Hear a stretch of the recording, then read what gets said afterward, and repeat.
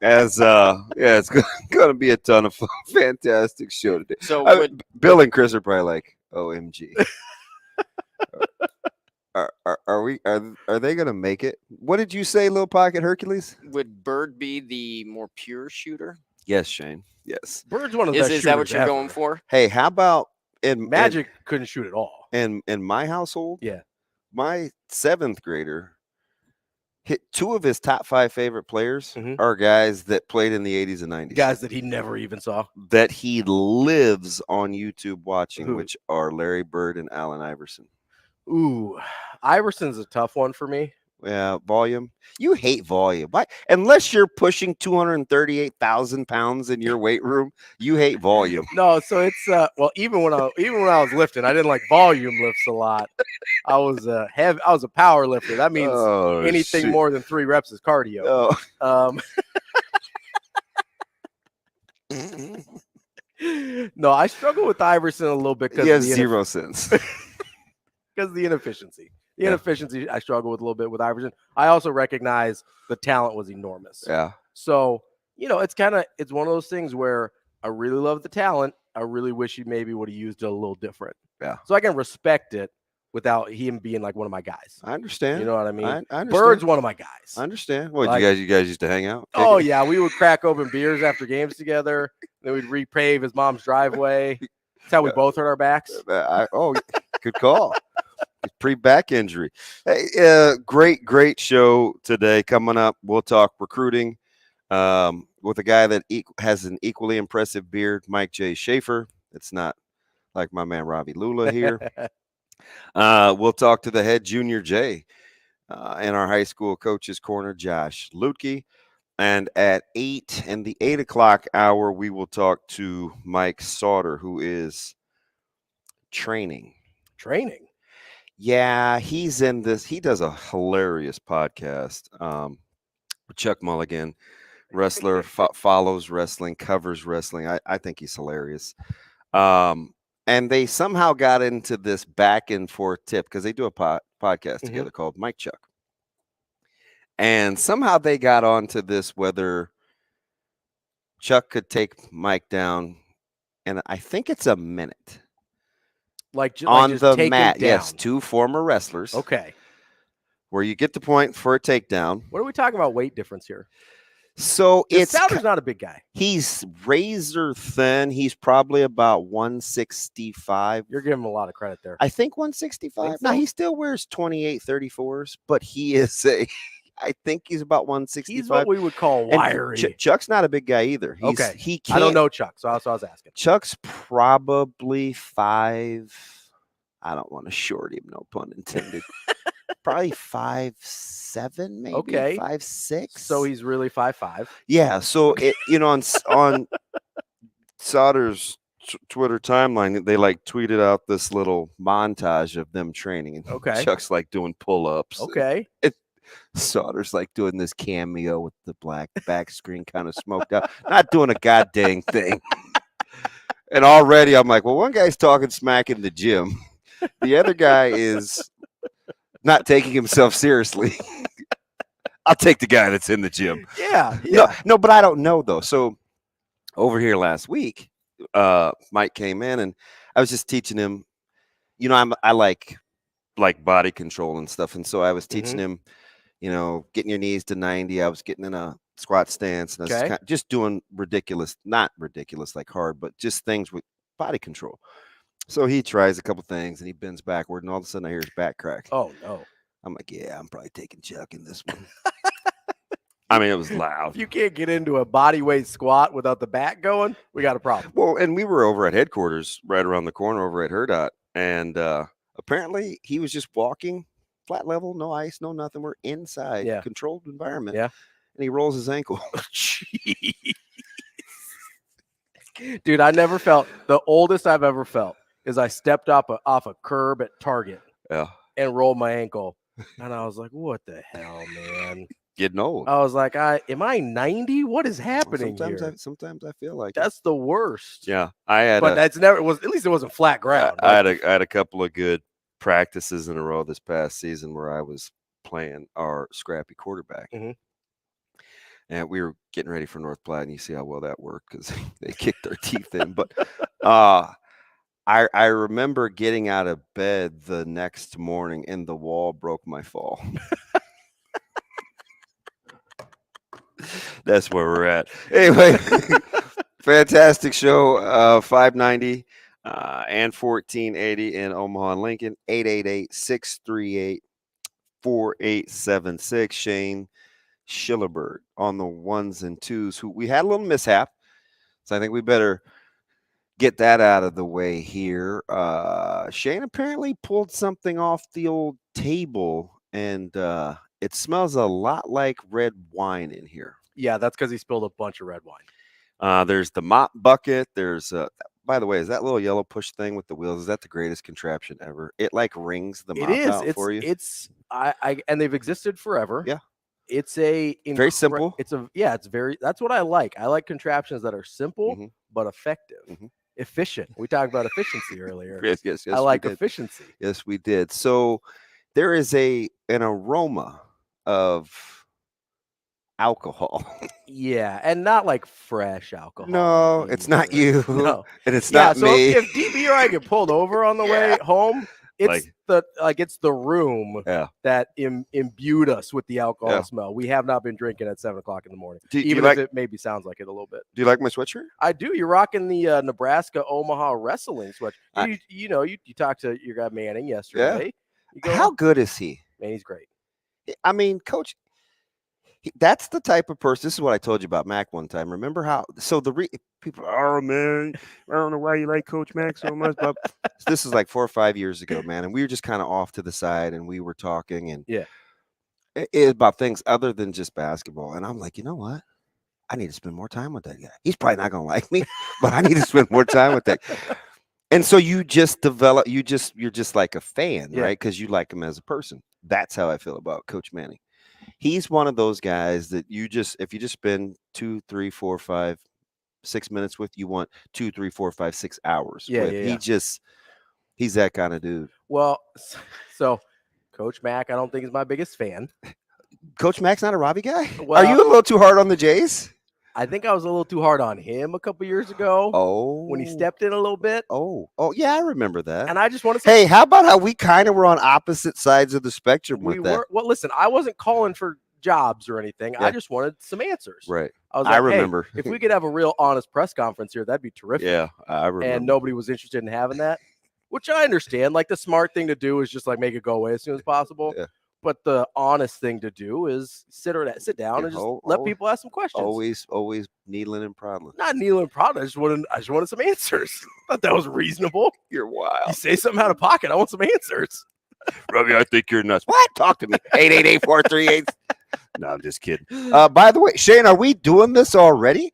So Ravi co-hosts, and we have multiple callers in the first segment. Well, it's because we went Bird Magic early. Oh, is that what we're on? I think that's the first guy. All right. Hey, by the way, well, I'll just tell you. Let's go Wyatt first. Wyatt, good morning. How are you? Wyatt. Good morning, Wyatt. How are you? What up? Hey, how are you? Good morning. I'm doing good. How are you doing? I'm good. So I don't want to alarm Ravi, but it's okay if we call him Asian Wyatt. I assume that was a self-assigned name. Wyatt, who glossed that nickname? Was it Severe? No, I actually came up with it, but okay. Severe just kind of ran with it. Yeah, if it's self-assigned, it's okay. Self-gloss, we're good. Yeah. Asian Wyatt, what's up, buddy? By the way, that salmon you sent me last night looked fantastic. I mean, hey, the Costco salmon is great. Just throw it in the air fryer, and it comes out nice and crispy. I can't believe that was at one time frozen. That was pretty good looking.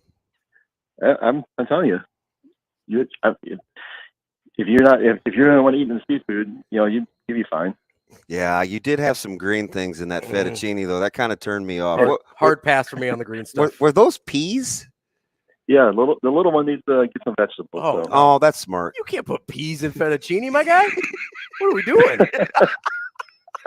I got a 23-month-old, Yeah, good point. You're trying to teach a well-rounded diet. You're making a 23-month-old fettuccine? Dude, Wyatt's big. He's a foodie. Oh. Hey, she loves kimchi, man. Dude, good on. Well, you are Asian. That makes sense. Wow. It'd be like if somebody said I like Curry. Like, yeah, Curry's good, man. I don't know what to tell you. You know, I gave her some. I got her some sort of Indian sausage. Food in a jar, and she ate that up too. Wow, we're not gonna make it. No, we're not gonna get to anything. Shane, is that the FCC calling? What's up with the bird magic discussion, Wyatt? Well, because I'm trying to make some breakfast here for her, and then I hear that. I was surprised that with cream gone, that bird. Someone saying that bird is better than magic. Yeah, that's me, man. All day. All day. Well, if we're talking about varying shades, he's still the cream. I guess, yeah, barely. I mean, not by a lot, but a little bit. Hey, on the inside, look, it's about the same. Where the sun don't hit us, it's about the same color. We're so childish. I mean, I'm a Twinkie, though, so, you know. I don't think you can say that. I'm not going to touch that one, Wyatt. What is going on? I bring it out to people. But I mean, like, you know, if Robert Parrish is out, you know, Bird's not going to be taking the standard position. You don't know that, though. Oh, here we go. You don't know that. You're telling me Bird couldn't play center? Here we go. I don't buy it. Would he play as well as Listen, Magic played center one time, and we all lose our GD minds about it. Okay, he played one game at center with like 3 other Hall of Famers still, and we're all like, "Oh my God, let's not talk about playing with good players. It isn't like Bird played with bums." I understand that everybody played with good players, so I'm leaving it alone. But you can't tell me that the fact that he was playing with 3 other Hall of Famers didn't help the fact that he was playing center. Come on, man. But if any one of those Hall of Famers went out, he could take their position. Yeah, but not all their positions at the same time. I'm going with Team Wyatt on this one. I understand that. You started on Team Wyatt's on Team TV. You started with Magic. Oh, Wyatt, man, we appreciate the call. I'm afraid to take this next one if it's who I think it is. But if he's talking about Coach Prime, it is my man. We didn't even start talking about Coach Prime yet. I don't know where this is going. That is, well, he's in Colorado now. Uh-oh. Let's go to Tim. Tim, good morning. Welcome to Coffee and Cream. Tim. What's happening? It is. Hey, Tim, how are you, buddy? I'm living a dream in Colorado. Yeah, yes. Are you out bumping around already? Where are you headed? Yeah, I left work to go get a breakfast burrito, and now I'm going back to work. And you're on Mountain Time too. So what is it? 6:15 there, man. A.M. Wowzer. Oof. What's on your mind as Coach Prime is taking that state by storm? This place is stupid. These people are stupid. What happened? I mean, what happened? They're not kind of stupid. They're just stupid. The Nebraska fam plopped right in the middle of Colorado. Let it all out. In a buzz. What happened, Tim? What's got you all knotted up? These guys, like, they're fine with everything being about me. And it's like they're leaning into this. They've got to be boosting this dude's ego by 100 times. And they all think it's going to go well. And they all think, if it's about him, it's okay because him is him and he is he and he's going to bring out the best and he's going to get ballers and they're going to do this. No, someone's going to have to come out here and kick your face through the back of your skull before you understand it. That's not how the world works. And I hope it comes early in the season. I'm in line for 40 tickets. I'm in line for 40 tickets. Damon, when you come out, I'll run you around. We'll get the best breakfast burritos within 50 miles of that crap hole town Boulder. We'll take care of you. I'll treat you well. And then I'm going to probably get in 35 fights that night because Colorado people don't know how to argue. They don't know how to listen to logic. And one thing they really don't know how to do is throw a punch. So I'm fine with it. And my mouth will be big. Wow. And I would just really like to enjoy it. All of my coworkers that are Colorado fans are part-time Colorado fans. None of them could even drive me to the stadium because they're Colorado fans, but they don't even know where the hell that place is. None of them can afford to go to the games because they'd rather spend their money on other things that people enjoy in Colorado. And I don't get where they get off having any noise coming out of their faces. Oh, Tim, I can't wait, man. All you need is good toothpaste and a good breakfast spot. You know I'm your guy. And a good shower. And a little bath and body. Yeah, give me a good bath and body, man. I'm in there. Love you both. Love well, you actually, too, man. I don't love the other guy. Damon, I respect you. I don't know about Snoop Cat. Tim, what I do? 3 reps is cardio. Ho, ho, ho, ho. Let's make funny jokes. Nope. Damon, have a great day. New guy, good luck keeping it. Oh, man. I don't even know what we did already to get this started. I don't know. I think you just bring it out. I do. It's I bring out that side of people. So listen, so Wyatt sent me this picture last night of some salmon that he Terrence, I had not messing with you this morning. I got some funny friends. Where is that pic? Now tell me if this looks, I should tweet. I don't know if he'll want me to put this on Twitter, but does this look like store-bought salmon to you? No, but I've had that Costco salmon before. Yeah. And those peas look disgusting, by the way. I'm sorry, Wyatt. That's filthy. Don't do that. Don't do that. You just told a grown man don't do that. Just don't do that, man. Like you feed the 2-year-old the peas, something else in a different. Listen, give him a little vegetable medley or something. Keep the peas out the real food. Are you a fan? It looks legit. No, it looks good. No, I've had the Costco frozen salmon before. Mm. It comes in like it's a whole like tail. I mean, it looks like a tail. It's probably the whole salmon. I don't really know how salmon look alive. I only know how they look on my plate. So it comes in kind of like this frozen like freezer package, right? Mm-hmm. And it's pretty good. You do that thing up right, you know what you're doing. It looks fresh. Dude, are you in on how petty is Coach Prime? Did you see what he did yesterday? So they flipped the corner. Yep, saw that. McLean. Yeah. And he's in his hotel room, apparently, or wherever it is that he's staying. Yeah. And he's playing Lil Flip, the rapper. And he's dancing in his room. I'm like, he is gonna. You talk about leaning into it. Didn't they flip him from Miami? Yeah, which is like so. You saw the little back and forth between he and Cristobal too. That's got to be a little extra chef's kiss for my FSU guy. See, I struggle with Prime a little bit. Why? Well, so I don't have a problem with a lot of the stuff he does. I don't know if it's gonna work. Like I really don't. Mm-hmm.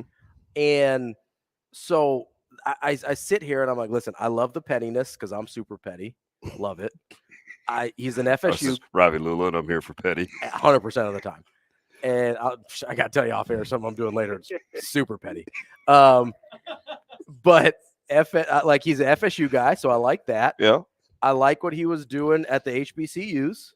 You know, I like that he got an opportunity. I just don't know if he can actually coach. I really don't. And I don't think anybody does. Well, they won a lot at Jackson State. They did win a lot, but here's Jackson State. You could make the case he upgraded his staff, at least pedigree-wise. Sure. No, he did. He got better staffing, and I understand that. But that's one of those places. It kind of reminds me of the UCF situation, is that if you get enough talent there, you don't necessarily have to be a knockout coach, and you're going to win on talent. Ravi Lulla for getting my passive-aggressive shot in on Coach Frost 20 minutes into the show. Every chance I get. And I'll probably take some aggressive shots at Scott Frost at some point during the show as well. Wow. At least it doesn't smell like margaritas in here. Am I right? But that's pretty good. Because it sure does. No, it's just red wine. It's so good. I'm done. But it's one of those things where, and it's not just a Frost thing at UCF. We've seen a lot of guys succeed at places like South Florida, UCF, places like that, where you can accumulate some talent. And if you're better, you can just be better than the other teams in your conference. That doesn't work at Power 5 schools. Everybody's got pretty good talent, except for the bottom, like 2 schools, which BT Dub, you just took over one of those bottom 2 schools in a conference. So I don't know if it's going to work. I like a lot of the things about him. I have no idea if it's going to work or not. Well, if recruiting is part of it.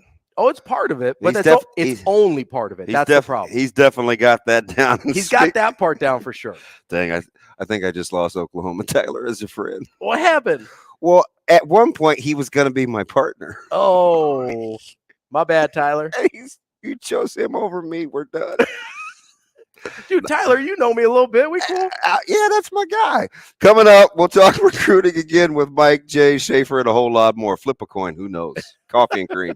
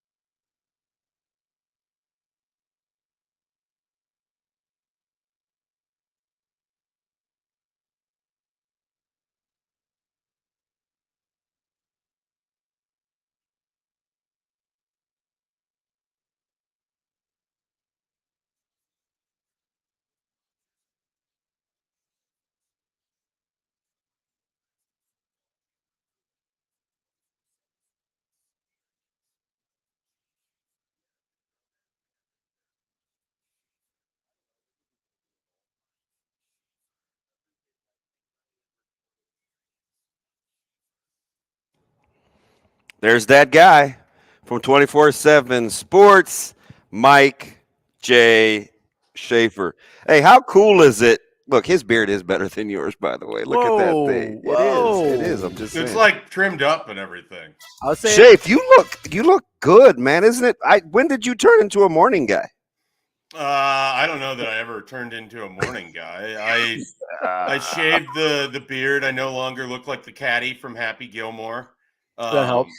I'm about, I would say, conservatively 17 years younger looking once I trimmed that beard down. That looks fantastic. I got a haircut, but I kept it long in the back, so I've got a mullet going on just to make sure that no one can respect me too much. Oh, no.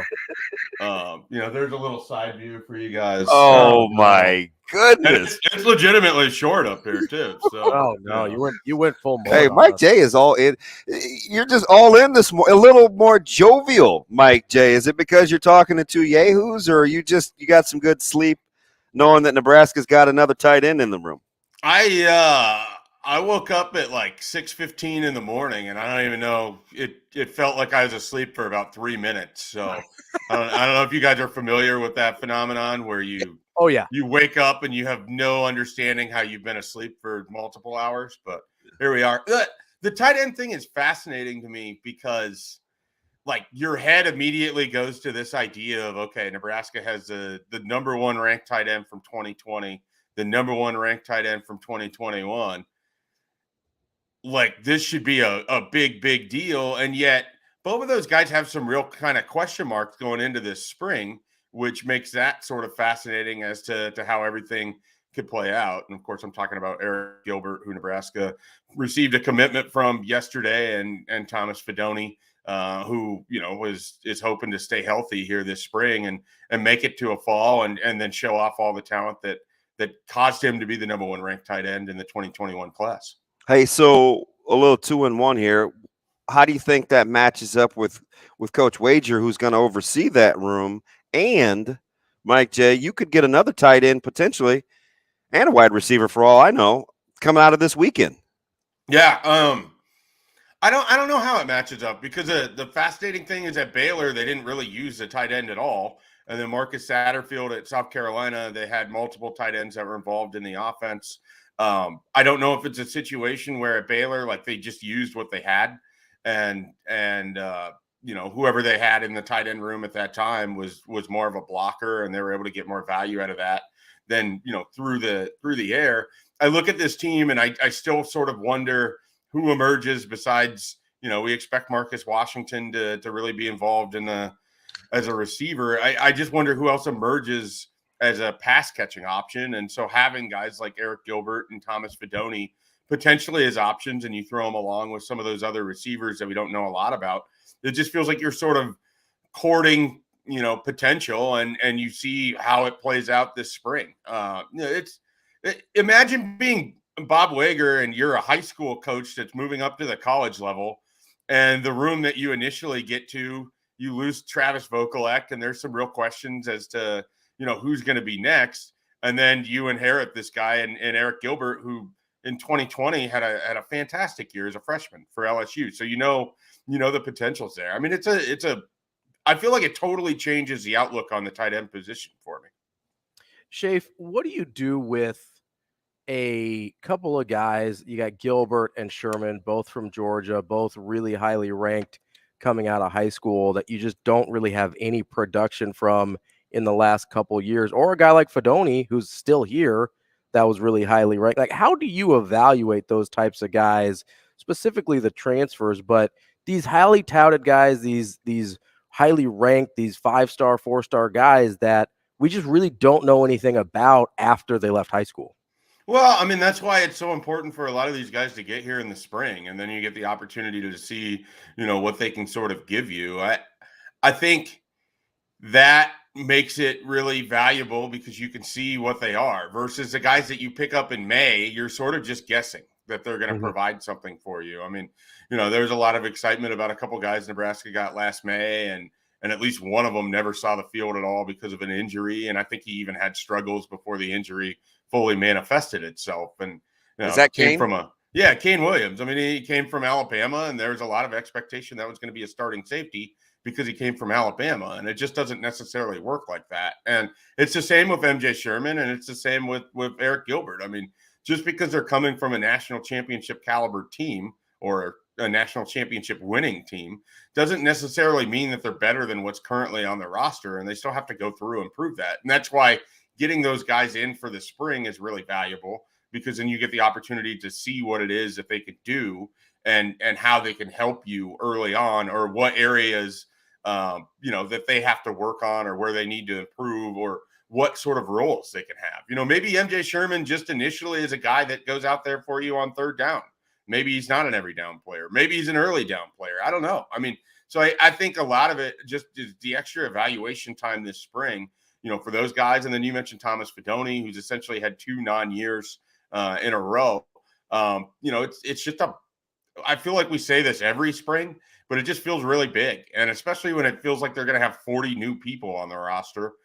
This spring just feels really, really large in terms of getting a feel for what it is Matt Rule and this team can do right away at the onset of the start of his time at Nebraska. Schaefer, did you feel re-energized, a different level of having to utilize all your resources? It seems like Nebraska has had a way with guys popping up on the radar that they probably have a good idea about, but seemingly are coming out of nowhere with almost little to no previous information. Is that challenging or exciting? I talk about guys like Jacob Hood or guys like that, Yeah, well, I mean, the thing of it is, like, you're only in this business, you're as good as the information that you have. We're still very much in a situation where we're learning about these coaches and developing, those relationships and everything else. And also the transfer portal is secretive. I mean, these guys don't do interviews. These guys don't talk as much prior to what they're doing. It's far more of a, keep it close to your vest, because your first option may not be available to you, even if you wanted it. And so I think because of that, information is a little bit more scarce. You have to find the people that you can trust. They have to decide whether they can trust you. And that's a big aspect of all of it too. Because there's sometimes you hear things and it's basically like, hey, we don't want this out yet. You know it. And maybe it goes nowhere. But you have to also prove to the people when you're trying to develop sources. So it's been interesting. I would say part of it for me is the difficulty of figuring out how many players Nebraska is going to take in this 2023 class, and then weighing that against the fact that they're already nearly 10 over their number as it is right now. And then they keep getting more and more names popping up. And so then I'm sitting there and it's like, are these people really going to take 40 new players on an 85-man scholarship limit? Like, how does this work? And so a lot of it to me is I didn't expect as much activity these last 2 weeks as we've got. And it's a bit of a learning lesson for me. I sort of made some assumptions that turned out to be fairly faulty. So my head is spinning a little bit when the fact that they have 5 more visitors coming in this weekend, potentially more than that, and seemingly a great shot with a lot of these guys. Schaefer, we've got some guys coming in this weekend. Who do you like in terms of guys that you think Nebraska could secure a commitment from sometime here in the near future? Yeah, I mean, so coming in this weekend, you have Demetrius Bell, Jeremiah Charles. There's a lineman from California whose name I'm blanking on. Ishmael Smith Flores, the tight end that Damon mentioned from Martin High School, where Bob Wager used to coach. And then you have Jason Maciazak coming from South Dakota, where he's already signed. First time he's seen the campus, yeah. Yeah. And so it's that's a kind of an interesting group. Demetrius Bell kind of fascinates me because he's telling everyone his sort of final grouping is Alabama, Kentucky, and Nebraska. And at least 2 of those teams don't seem like one of those teams. So that has me a little bit curious. Jeremiah Charles is another one of those guys from Martin High School where he clearly got a big stamp of approval from Bob Wager, and they're looking to add to this wide receiver room. So he's someone, I'm kind of curious about. It's a North Texas offer and a Nebraska offer. This feels like another Bryce Turner bet on the evaluation, bet on your track record of developing, because that seems like a guy that's going to commit, right? Because where else, if this is a full offer and it's widely open to him, he's going to take that. And so I'm curious to catch up with him. And then the defensive lineman whose name I'm just blanking on, if you guys have it in front of you, please help me out. But yes. He was committed to Washington. Schaefer. He's got a visit set up after this to go back to Washington. But this is a guy, I think 6'4", 285. Like, this is the sort of guy that Nebraska under Tony Tuioti had chased for a while and just never landed. Could they land somebody like this that, could be a 3-4 defensive end, or could be a 3-4 nose tackle, or it could be a 4-3 defensive tackle? He's a sort of development defensive line prospect that I feel like they've missed out a lot on. And I would love to see them add that to a Riley Van Poppel and to a Vincent Carroll Jackson and that kind of thing that they have going on the defensive line. Of all the visitors, he's the one that I'm probably most intrigued by. Fantastic stuff, Schaefer. Enjoy the Friday and the weekend. All right, guys. Have a good one. Enjoy your weekend. Thanks, buddy. Coming up, head Junior J, Josh Luedtke, after this.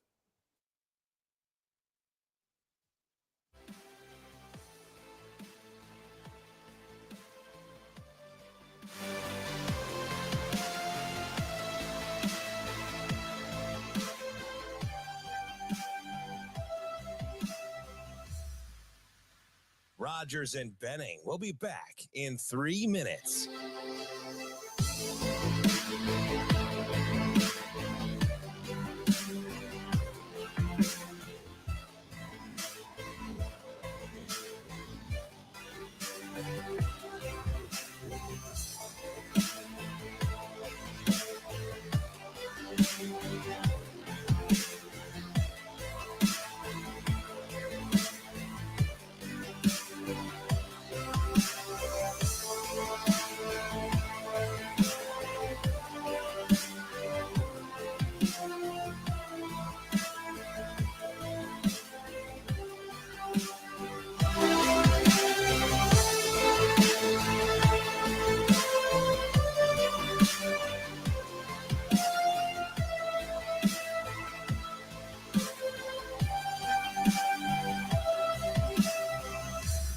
Rogers and Benning will be back in 2 minutes.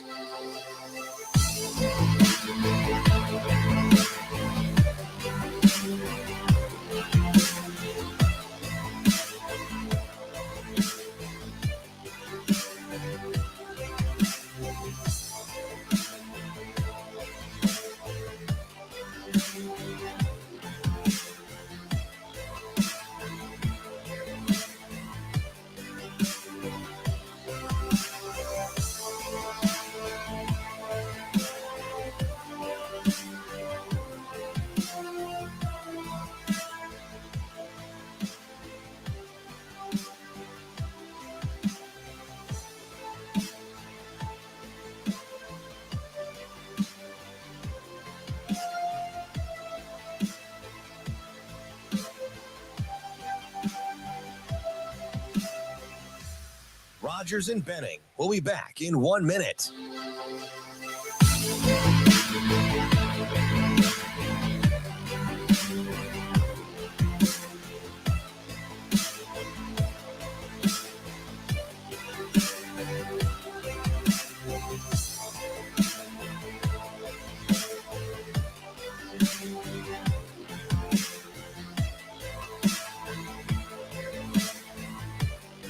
Rogers and Benning will be back in 30 seconds.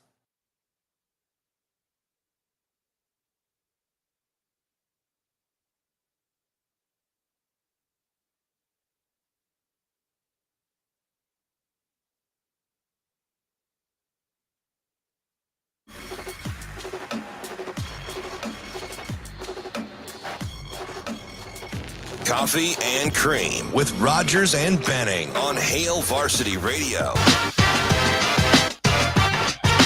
Welcome back. It is Friday, which means Coach's Corner, and I'm doubly excited about this one. Just saw them the other night as they got ready to take on the Junior Mustangs. The head Blue Jay over off of Western, Coach Josh Luedtke. Buddy, good morning. How are you? Hey, Damon. Good morning. Good. It's a good Friday, so happy to be up and moving upright, and hopefully have a good day. Hey, tough schedule, kind of out of the gates. A little bit of a different team for you. You played Millard North, you played Gretna, you saw East, you actually played Gretna twice. You open on the road at Kearney, right? Do you like the way that the schedule has? You played Bellevue West. You like the way that the schedule has kind of broken out for you to figure some things out early, or would you have liked to have eased into it a little bit more? I like the way it was set up. I mean, we don't get the luxury of putting the schedule together however we want it.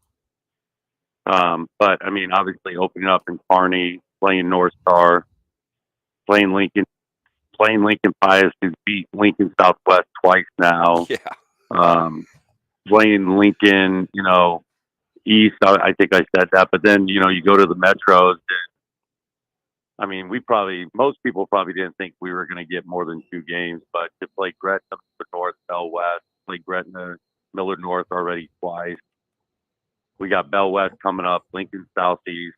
We West got Side. Central, and we got that other school over there on 84th coming over here Tuesday. West Side, yeah, that's it. And then you got to play Rockhurst. I mean, it's just no easy games. Like, I mean, every game is a challenge. I mean, I'm sitting here looking. Our last game of the year, and I don't look too far ahead. Our last game of the year is at Millard South.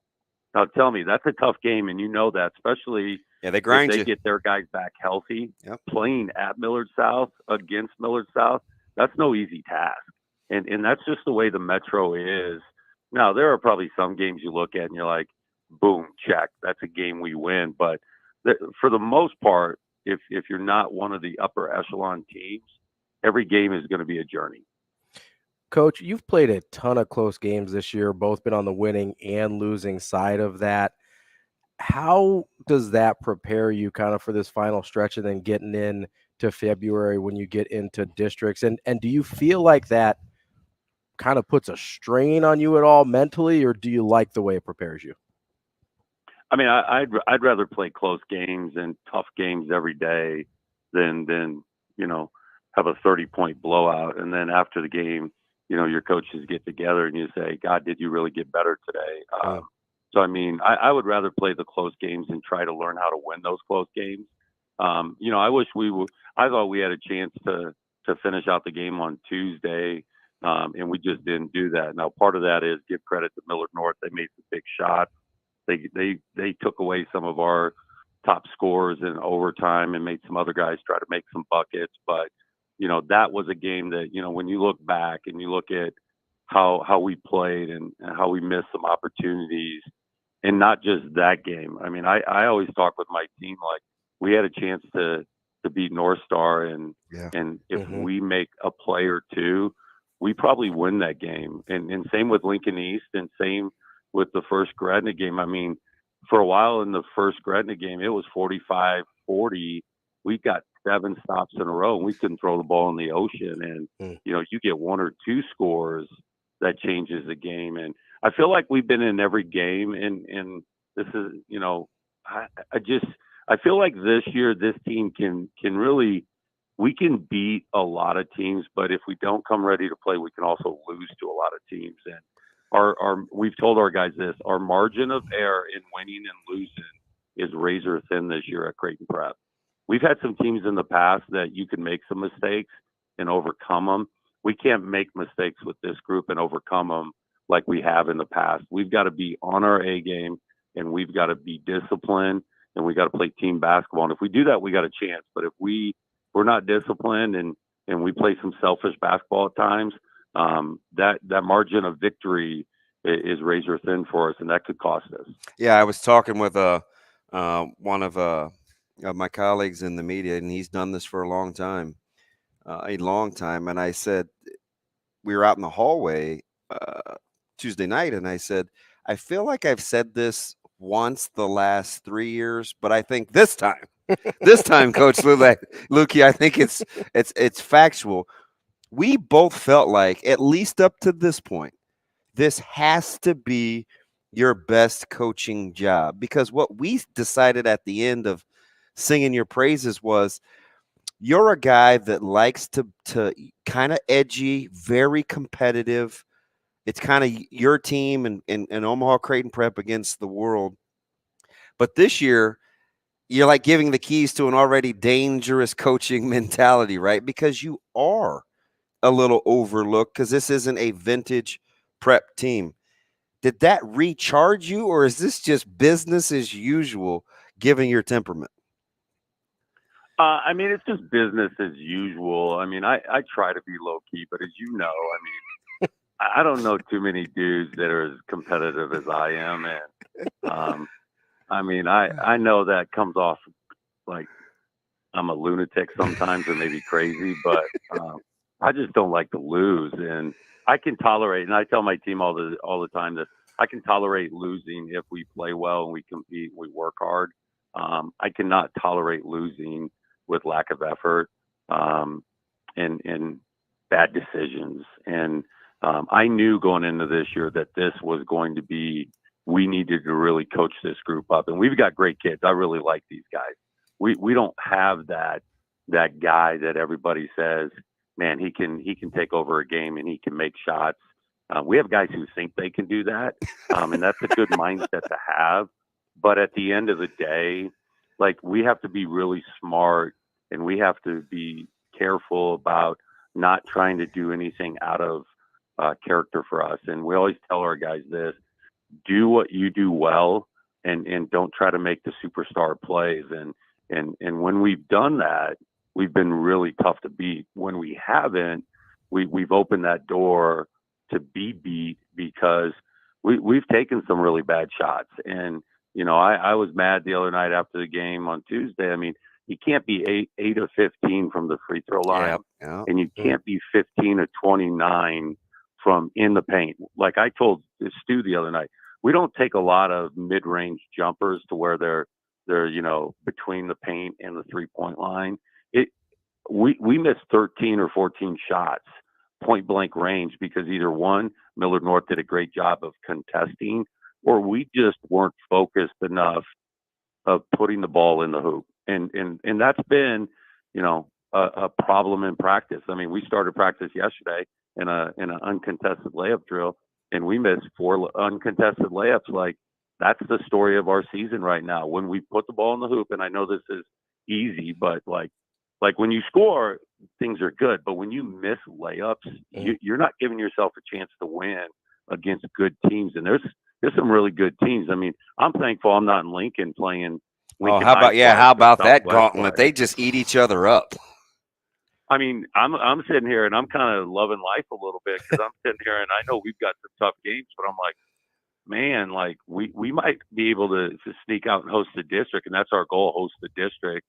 But also, you know, we might also, you know, if we have to go on the road for the first time in 8 years for a district, like let's try to get into a district that's winnable. Let's not find ourselves going to seed 1 and have to win against the top seed and probably most likely undefeated team in the state to try to go to state, because you know how that goes. I mean, you might be able to knock them off once out of 10 times, but with that team, I mean, they might win 100 games in a row. Yeah, we're talking with the head junior J, Josh Luedtke, one of the handful of coaches. There's 3 to win multiple state championships since 2010. That list is short. The other is one of the schools that he's talking about at Bellevue West. But let's go to the other that has 2. It's his son, who you have coming up on the schedule in Central, and Coach Chubbuck Jr. with senior on staff. Before we let you go here, Coach, in the last couple minutes, what concerns you about Omaha Central is this is a nice little rivalry as well. Oh yeah, I mean, anytime you're playing a Chubbuck coach team, you know they're disciplined and you know they're well coached. And they've got some guys that they've gotten better from day one. And you look, and they played some of these teams very close. And they were close to Miller North. They were close to beating Bryan in the Metro Holiday. They're just played Lincoln High tough. Well-coached team, and that concerns me because I know how we can be locked in at times, but I also know how we can be semi-unfocused at times. We cannot be unfocused tonight if we're going to try and get a W against Omaha Central. Coach, let me sneak in one more real quick because he's drawing the attention of a lot of folks now. We know about Rishel. He can shoot it. PJ can get downhill. But how about Dylan Clausen's emergence as kind of a post presence and can be a little stretchy at times too? Oh, yeah. I mean, we knew this summer that Dylan was going to be one of our top players. We really feel like he has kind of the inside-outside game that we've been lucky to have with our 4 or 5 guys. I think he's shooting over 40% from 3, and he's around 68% from 2. He reminds me, probably not as athletic as a Colorope or AJ Rollins, but those guys were very efficient, and they were guys that would score 15 to 20 points on 6 shots, 7 shots, get to the free throw line a couple of times. They don't need 25 shots to score 20 points. So I've been really happy with Dylan. I talked to the team after we lost to Millard North, and one of those things that I told them, like, that dude needed to touch the ball in overtime. And I think he only touched it once. And when you have a guy who's 7 for 8 from the field, you got to get him the ball. And he was doing a very nice job of sealing in the post and being creative around the rim. That he needs to touch the ball. And, they always say if you have an inside game, it's going to really open up the outside game. And I think our guards have to trust that if Dylan can create his shots and score inside, it's going to open up the perimeter for not just PJ and Joey, but for our other guards who can really shoot it. And they just got to trust the process and trust each other. And, usually by now we're already at that process of we trust everybody. But I think we're still trying to get everybody to trust one another that, hey, if I throw the ball to the right wing, I might go left, but I'm eventually going to get the ball back. I have to trust that that's going to happen. And sometimes I don't think we trust each other. One of the best in the business, and he's a buddy. Coach, best wishes, man. Appreciate your time. Best wishes. All right, thank you. I'm going to go back, take a nap, maybe get in a run with Love for the Game. Or I think it's a Miracle type day. I think we'll watch Miracle today. Oh, man, all love. That is Coach Luedtke. Back after this, hour number 2 on Coffee and Cream.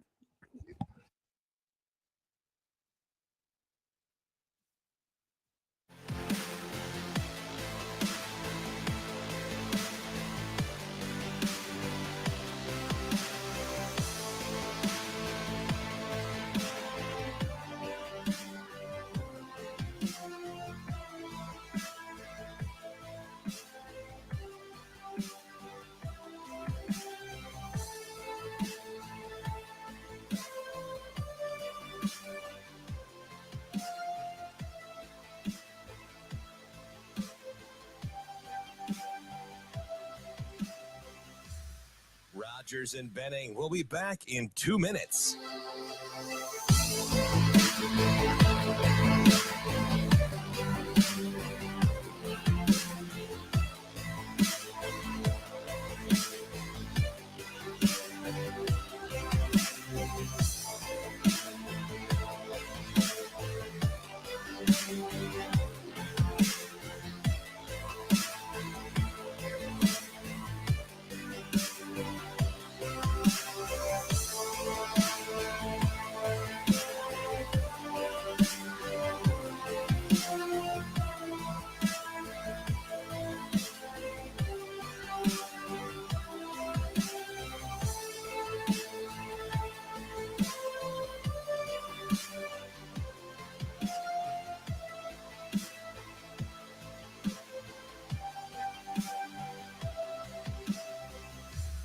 Rogers and Benning will be back in 1 minute.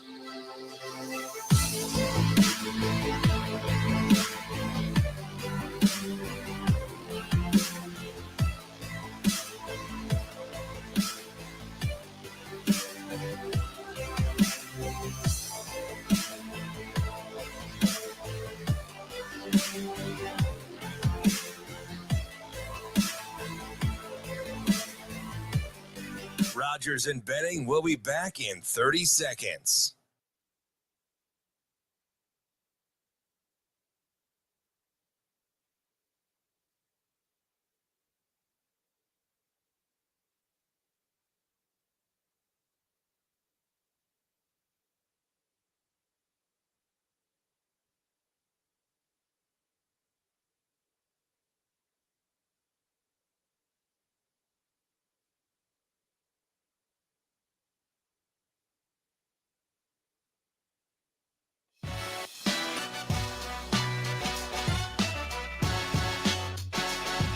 Coffee and Cream on Hail Varsity Radio with Andrew Rogers and Damon Benning. I'm super happy with. I'm so happy together. I'm super happy with Ravi Lulla, who is filling in for my man AR-15, Andrew Rogers. Yeah, who is heading back to St. Louis. How'd you like this schedule? Well, so they're getting married in St. Louis? Yes. Ooh. Closing on a house. Ooh. Moved. Yeah. All in the last 48 hours. Yeah. Going to pick out a venue to Old Dominion. Old Dominion. Picking out a Is that where he's at? Yes, he's at Old Dominion. No. You're so I mean, what kind of venues they got at? Wait, what kind of what? What kind of what? Venues? I thought he said vignettes. Vignettes? Vignettes? What kind of vignettes they got at? Beignets? What? Beignets, yeah. Hey, what kind of beignets do they have? I love a good beignet. Oh, yeah. My Lord. Okay, so. Venues. Andrew, venues, Rogers, yeah. St. Louis. Is it Ham or Pan? So he Is it Clarence or Clarence? Clarence or Clarence? Ham or Pan? So he closed on a house. Yeah. Moved. And now he's looking for a venue. Oof. All in the last 96 hours. That's a rough 96 hours. I like to spread out my life events a little bit. Yeah. You know, that's a lot that's happening like right in a row. My brain can't really. How about this that. week? And I kind of felt bad. I'm giving him this kind of ghost hug. I'm like, hang in there, man. At some point, it will even out. Right now, it feels like you're drinking from a fire hose. Yeah, no, he's trying to keep his head above water right now. Yeah. And then when he moved, I mean, they were on it like as soon as they got into the house, they were unpacking like right away. Yeah. Like setting everything up like all the way through the house. I mean, not even waiting a day, just like relax there for a little bit. I don't understand the unpack right away people. I'm not about that life. Oh. Are you an unpack right away? What's my personality? Yeah. Yeah, you're right. You're right. Dude, the O's, I don't like when drawers are left open, let alone. No, that's different though. That's boxes a hazard. Not being unpacked. Drawers left open is a hazard, man. Somebody clip a hip or something with that, right? But listen, just put the socks in a little further. Close the drawer. Just happening. No, the packing. Listen, I get it, I do. But by the time I'm done moving stuff into a new place, I'm done for the day. Shutting her down? I'm done. Shut it down. I will get a TV out and something to sit on and the Wi-Fi. So has streaming made moving a little more enjoyable? Because I told Drew down the other day, I said, Wi-Fi and time to move, like closing time, were within an hour. Yes, 100%. So as long as I had Wi-Fi, yes. Hey, everything else you can kind of figure out. Yeah, as long as I have my internet. As long as I can stream, yes, I'm good. 100%. You don't have to like call the cable guy out and have satellite set up or whatever. It's like I just call. They push a button on their computer. My internet service is now at the new location. Yep. Nobody had to come over or do anything. Yep. And then I just plug it in the wall, and it's like, hey, I got everything now. Hey, heating, cooling, all that not set up yet. Wi-Fi, bam, high five.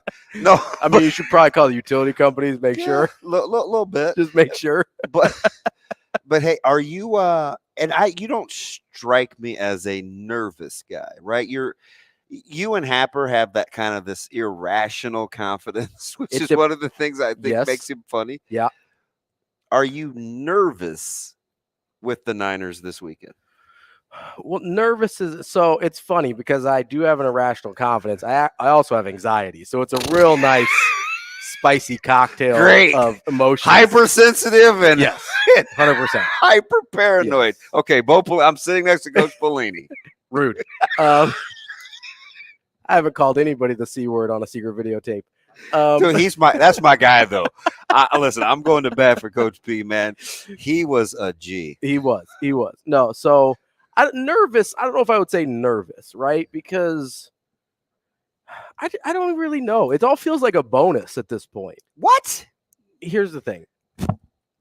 Just think about Hot it. take? No, just think about it and think about it big picture here. You're the fave. No, I know. No, but step back. Step back from it. Right now? Like ready? What do you want me to do? Just take a deep breath. We're going to take a 30,000-foot view of the 49ers season right now. Okay? Macro. I'm macro. They're on their third string quarterback. Oh, here we go. Listen, they've got the best roster in football. Am I wrong? When healthy. Let's take the quarterback out of the situation. It's the deepest. Let's take the quarterback out of the situation. Is there a roster in football you'd prefer? Like if you get a pick for your favorite team. Eagles are close. The Eagles are a good roster. Chiefs are close. Give me Von Miller back on Buffalo. That's close. Close, but Von Miller doesn't get to come back on Buffalo. Yeah, but with the Chiefs, you got Clark, you got Karlaftis. You like the Chiefs defense as much as you like the 49ers defense. I don't love the Chiefs defense, and I was just having this. I haven't even replied back to him yet, though. I got a good Twitter buddy. He got my attention. This is probably 3 or 4 years ago because he has X's and O's in his Twitter handle. Mm-hmm. So that immediately gets my attention, right? Because I think that's a game changer if we can talk scheming. And he sent me a message this morning, and he said, "Gosh, you know why yesterday did you say you were worried about the Chiefs pass rush? Mm-hmm. They're second in the NFL." So what does that say to me? What don't I like, Ravi? I don't like stats in a vacuum, mm-hmm. right? So yes, they're second in the league. Like context, and I like who they're going against. Mm-hmm. So the fact that trends. So the fact that the Niners only have, or the Chiefs, because I'm looking at their stats yesterday as I'm saying this, 9 sacks in the last 6 games is what we tallied up, right? And only 3 in the last 3. Yep. Right. That's not going in the right direction. No. And it's trending in the wrong direction from 6 to 3 because it's going down. Mm-hmm. So in my head, I'm thinking, well, yeah, that's cool. You're second in getting after the quarterback in terms of sacks, but it's front end heavy. The last 6 games, you have 9 sacks in 6 games. That's over a third of the season. That's not a small sample size. So I'm like, okay, but it's not relative to why I like Jacksonville getting 8.5 this weekend, because I do. Now, having said all that, I love your roster. Yeah. But 65% of the time, that roster has not been intact. 100%. So I'm like, they're pretty healthy right now. Yeah. Pretty healthy right now, which is what I like. So you say if I'm not nervous, because I think the roster is a lot better than Dallas's. I don't know about that. You don't think so? I'm not going to die on that hill. I'm not going to die on that hill, but I think the roster is better than Dallas's. That they're close, but Dallas's top 22 are pretty good. That's fair. Here's the thing that is the total unknown that actually 23 if you count Pollard. Are you counting Maher? That was a joke. I was just giving him a hard time. I was just at Centennial High School I'm just last giving him a hard time. in Utica, so I am all in on Maher vibes. Listen, Maher's great. I felt terrible for him the other night. But so here's the wild card question. By the way, shout out to Centennial. Did your state finals in 2018. There you go. There's no way to know. And this is basically, in my opinion, going to be the difference in the game. Is this who Brock Purdy is? First half Purdy or second half Purdy? Second half Purdy. Or first half of the season Iowa State or Brocktober Purdy at Iowa State? Brocktober. No, is what we've seen as a cumulative over his 6 games as starter. Yeah. Is that who he is? Or is there another shoe left to drop? Does somebody, is there enough tape on him now you get scouted? Are we past that point? I don't know. That's the part that I don't know, that nobody can really know. Because if this is who he is, the 49ers are winning the Super Bowl. I'm sorry to tell you. So the one thing that I do like about the Niners, and I have the Bills playing the Niners, even though full disclosure, I still think Kansas City is. I had Niners Chiefs before the season. I had Bills and was it Niners? Maybe. I can't remember who I had in the NFC. But the reason I didn't pick the Chiefs is because I thought their road would be tougher if they drew the Bengals. So I don't love the Bills pick because I've said all year long, I'm riding with my homie. Josh Allen's a little loose. A little loose with the football right now. Yeah, turns it over. A little loose with the football right now. Why do they get away from the run? No idea. I shot Drew down a tweet the other day where their average in the fourth quarter against the Dolphins, they were throwing the ball vertically like 20-some yards down the field. I don't get it. I don't understand it at all. Listen, you fall in love with that right arm. It's cool. Because you see one and you're like, oh, that's pretty. Yeah. That's real pretty. And there are times when Allen is rolling, he gives you the illusion that he's unstoppable. He gives you the illusion that he's Mahomes, and he's not in terms of the passing. Now, he brings other things to the table in terms of his mobility. And Mahomes is pretty mobile, but he doesn't run like Allen does. The other thing I love about Mahomes is he has the whole world fooled. Because coming into the league, I thought he was a fantastic athlete. No, he's not at all. But he is, though. I mean, he is. Great baseball player. He can hoop. He's not a great measurables athlete. Agree. Which is a different thing. But, he's the word that I love. He's functional. Yes. So until the toe injury and the foot injury. He's a little bit of a Big Ben athlete. Like, he moves well enough to get around. And in the same vein, when he moves around, he acts like it hurts. Yes. So you don't give him looks like there's a credit for what he is. Yeah. But you know what real athleticism is? Delivering the ball wrong foot. I'll say the throws that he can make. Tough angles. Yeah. The way that he can contort his body. See, that's athleticism to me. So while he doesn't always look smooth, he's still the dude. That's why I tell people that Steph Curry's a good athlete. Steph Curry's a fantastic athlete. It's because it's athleticism is not just 40-time vertical jump. It's body control.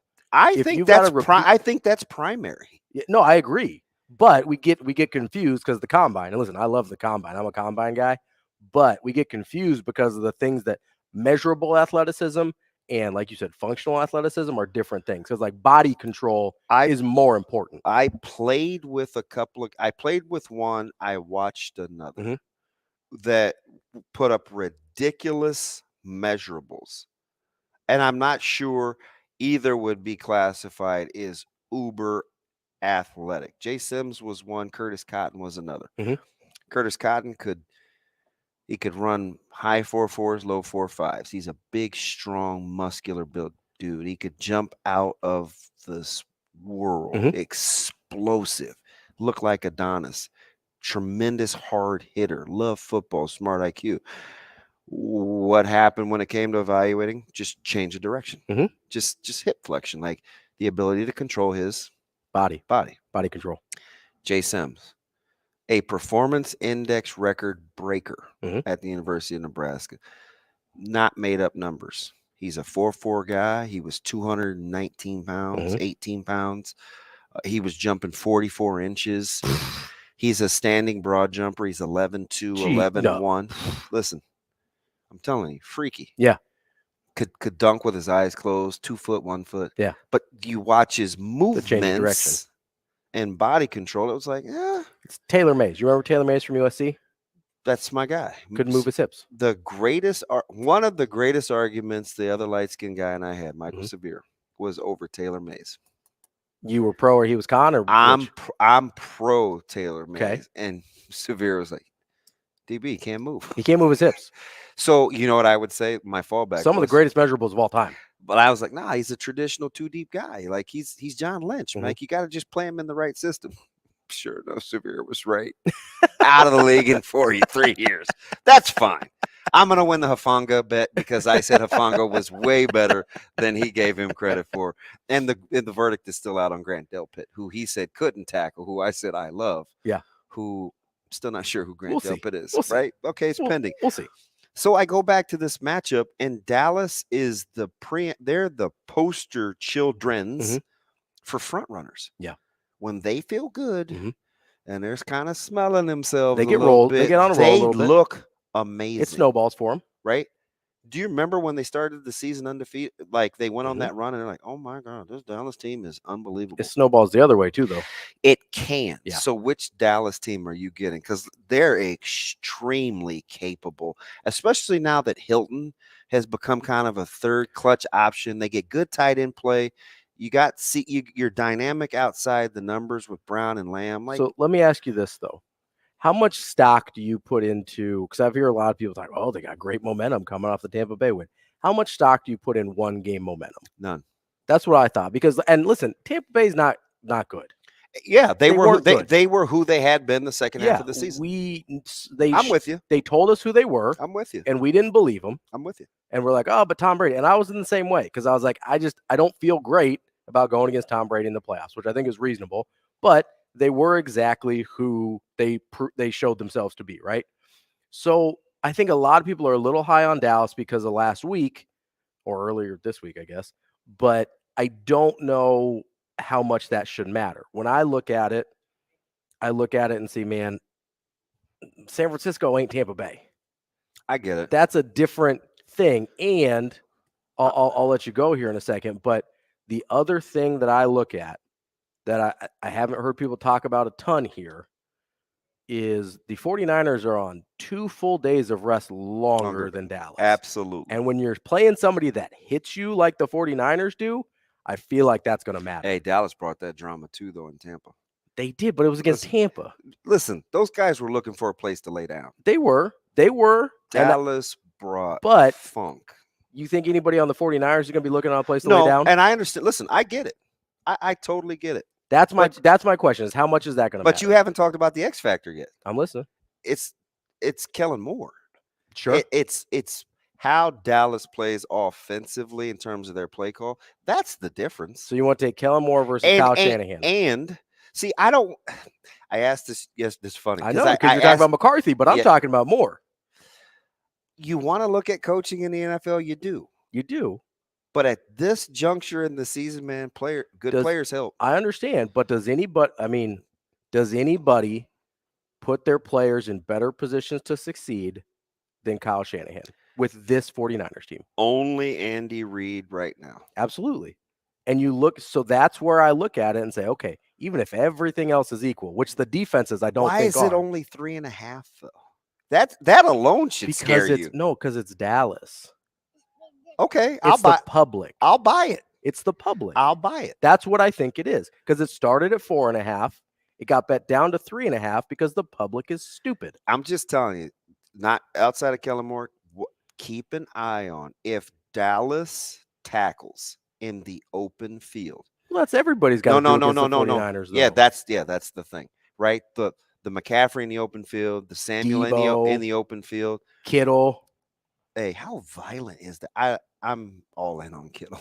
I love Kittle. I love that whole I love that all their skill position players like to hurt you. Dallas has the most nondescript, best tight end in football.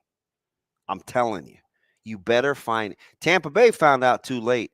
He had been that guy. Yes. And he's a brutal matchup. Here's the thing that I think people don't give enough credit to with the 49ers physicality is, yes, their defense is physical. Their skill position players want to hurt you. No, I know. Debo wants to cause you physical pain. Yeah. Kittle likes running. Like, Kittle is so good when he doesn't even have the ball. Like, part of the reason their run game is so good is because they have a freak in Kittle who comes across the formation and just lights up whoever's supposed to have the read. Keep an eye on Schultz, though. I'm telling you. I get it. I do. I get it. That's going to be monster eyeballs, too. Yeah. Yeah, it's a great. It's going to be a huge. There's a reason it's slated where it is. Yeah, I mean, that's going to be. I think they're talking about maybe the most highly viewed divisional game ever. Yeah. But man, so Orlovsky on ESPN. I don't know if you're an Orlovsky guy. I like Dan. He's unconventional and he's a little quirky. He's a little quirky. I like him, but he does good. He presents good information. I'm Do. He did like a 10-minute segment on the 49ers 21 personnel the other day. Oh yeah. And I just don't even know what you do to defend that. Like, I have no idea how you stop it. And so we talked about this the other day. This was in passing with my guy Chaz in SoCal. He likes to tweet out a bunch of Husker clips, and I was telling him the thing that makes that's why you match players and not formations. Because when the 49ers can break the huddle, you can think 21, you can think 12 with how they can use a fullback as an insert tight end with a traditional tight end. Or they could put them both in motion them out like slots, and work it like 11. It's 21 people. 21 people. Yeah. But you can it's line 21 them up. personnel. Yeah, you it's can not 21 formation. Right. And that's the crazy thing is because they'll put McCaffrey in the backfield or out wide. That's what makes them hard. They'll put Debo in the backfield or out wide or at tight end. They'll put Juszczyk wherever they want. And look where they can put Kittle. In line, flex. They can put him outside the numbers. They put him in like the X half the time. And then they bring him across the formation. And then he just cracks whoever's trying to. Remember once upon a time when people didn't think Kittle could block? Dude. I think people are more scared of him as a blocker than they are a receiver, and they should be. Yeah, he's legit. Shane, we got time? Yeah, we got time. Oh, I don't know if you got time. I don't know. Is 5 minutes enough? Let's go to my diehard Dallas fan here. Good morning, B. What's up? Nothing, fellas. I'm starting to get a little angry at y'all.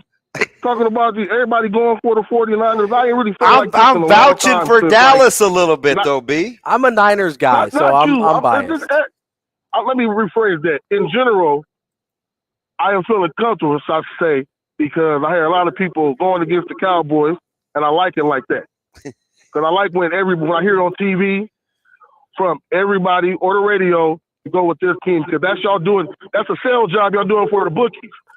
All right, so y'all can go ahead and get everybody else bookies and lose their money. Do I get a cut of that sales job? Do I get commission? Yeah, go ahead. Hey, I know you don't know who's this dude next to you, Damon. Ravi, you know Ravi. Okay, yeah, Ravi. What's up? I know you don't know. You don't know. You don't remember 92. I feel like this is 92. We going back into Candlestick Park. We done lost 6 in a row, but you know how that turns out. Is Troy Aikman playing this week? Is Emmett playing this week? Hey, but your money could be playing. Or is your money could be playing. Is Dak playing this week who lost the 49ers in the playoffs last year? Your money could be playing. I don't care about last year. Last year, you probably didn't know how to do something, but you know how to do it this year, though. Things change. You care about 92, but you don't care about last year when the rosters are basically the same. I care about the money in your pocket, too, but I hear you do a lot of talking, or even on the last radio station you was on. That's why you ain't on there right now. That's why you ain't on there. Making them obscene comments and stuff. I don't remember you because you like to talk a lot. I'm going to come looking for you. I know you ain't hard to find. Yeah. I'm a distinct looking I'll be guy. taking it this weekend. Oh. We're going with Dallas this weekend. We're going with Dallas, and and I'll get you a 92 shirt when we done, all right? Bro, before we let you go, where are you watching the game? Are you a by yourself guy? By myself or in public, but the most time I just sit there in the house. Okay. But I got these kids to watch. I ain't gonna tell Robbie the story you said about his son here. He's an equal opportunity offender. Be safe out there, man. Hey. Have a nice weekend, fellas. He was giving it to his oldest son the other day. Yeah. Mean-spirited over the Vikings being bad. He's that kind of guy. They're not bad. They're just fraudulent. Man, he's all in on his Cowboys. I mean, he can be. That's fine. Brian's my guy. He's hilarious. You should, like, in real life, he's super easygoing. And he officiates. Okay. So he kind of has to be a little firm. Yeah. But is there a game you feel the safest about? Ooh. It doesn't even have to be. Do you want to go ATS or no? Let's go straight up. Okay. Is there a game you feel the safest about? Because I have mine lock stock. I mean, this isn't fair straight up. Obviously, Kansas City, I feel the best about straight up. You feel better about KC Jacksonville than you do Eagles Giants? Straight up? Yes. Yeah. Listen, come on, man. I'm not saying it's impossible. The Eagles will cover 10.5, not just 7.5. No, I don't know what Jalen Hurts is right now. The Eagles should be favored by more than Kansas City should be favored over Jacksonville. I don't know what Jalen Hurts is right now. That's my concern. If he's healthy, I agree. If he's not, I don't know. You know what Jalen Hurts is? What's that? A winner. He is. If he's healthy. He's a winner. If he's healthy. Spirited. That's my question. That's why I like Ravi. Brian, we're at Hale Varsity Club. You can come hang out. He's great. Woo! All right, we're gonna simmer down. I need everybody to calm down. Coffee and cream coming back next.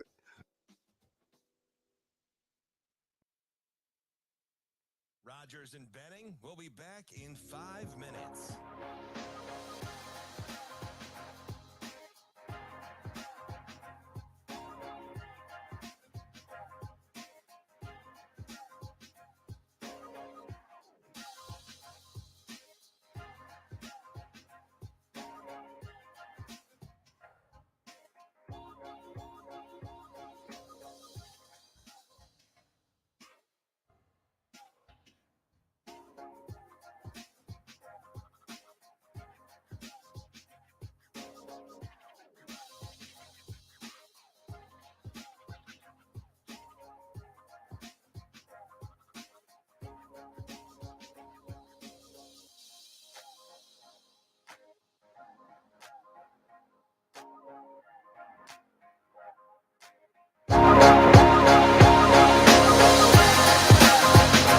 Rogers and Benning will be back in 4 minutes.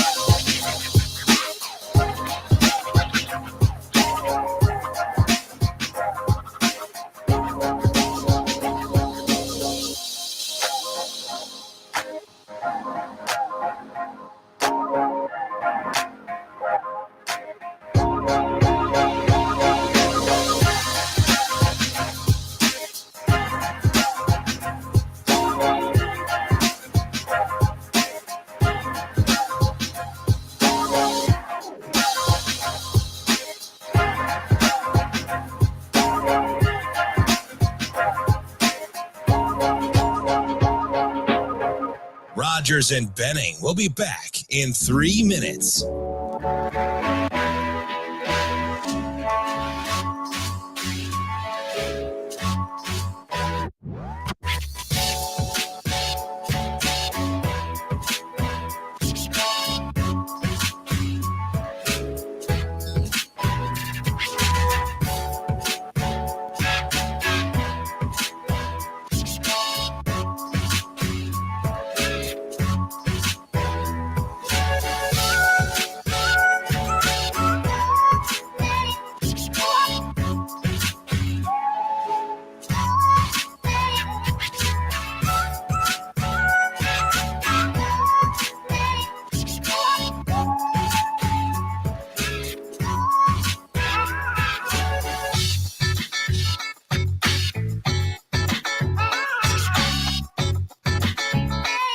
Rogers and Benning will be back in 2 minutes.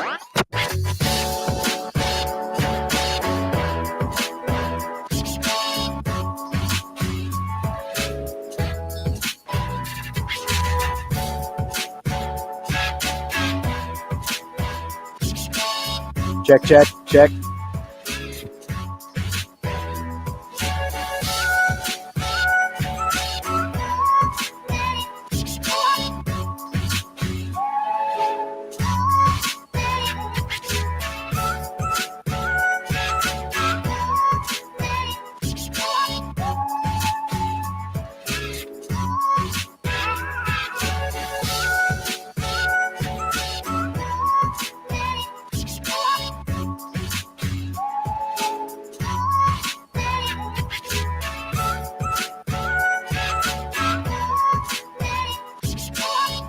Rogers and Benning will be back in 1 minute.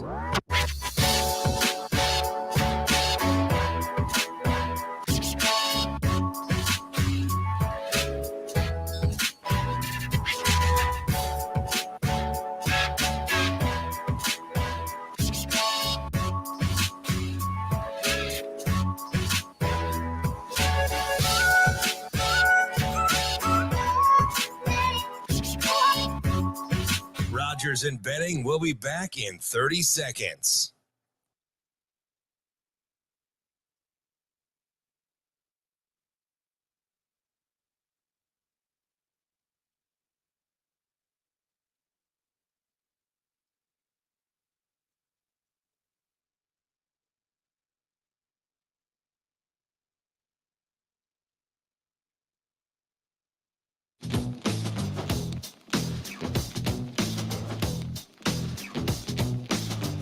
Coffee and Cream with Rogers and Benning on Hail Varsity Radio. There's a lot going on behind the scenes, man. God bless live radio.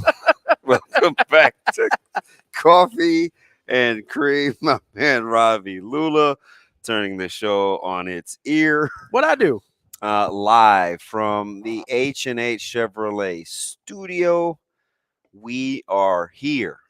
I'm not going to, you know what I almost said? What's that? We coming, but I'm not going to. Because this is not ODB and Ravi Lulla here for the Colorado Buffaloes.